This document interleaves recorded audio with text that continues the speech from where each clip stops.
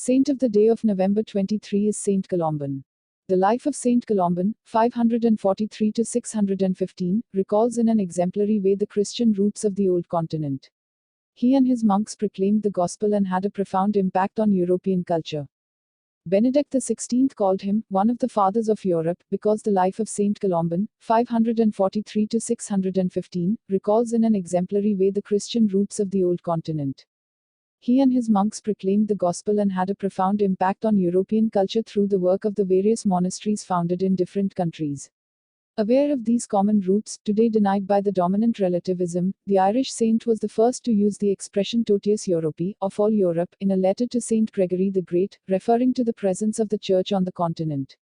His monastic vocation led him to leave his family at the age of 15, despite his mother's attempts to stop him.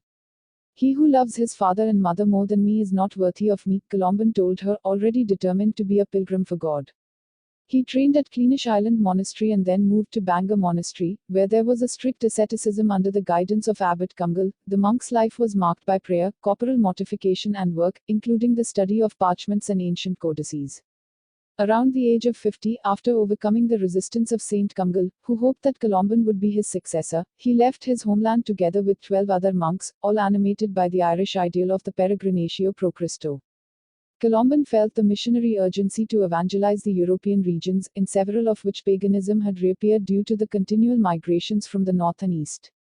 He founded one monastery after another. He often recovered old ruins, as in present-day Lixoy, in France, an ancient spa town that had fallen into ruin and that he and his companions turned back into a vibrant center, which revolved around the abbey, in a similar way to what happened later in Bobbio. Those monasteries were also built to respond to the numerous vocations attracted by the example of the monks. The faithful went there both to receive spiritual help and for practical advice, for example on how to cultivate and plow the land. It was these monasteries that instituted the scriptoria, rooms where manuscripts were copied and thus proved to be fundamental in the transmission of religious books and texts from Greek and Latin antiquity. Alongside penance and prayer, the rule of St. Colomban, in time assimilated to the Benedictine rule, provided for daily reading and writing as a means of uplifting the spirit, a clear sign of the very close link between faith and culture. He gave great importance to the sacrament of reconciliation. He introduced in the continent private and repeated confession and penance, known as Thaig Tarif, for the proportion established between the gravity of sin and the penance ordered by the confessor. His moral rigor made him reject compromise.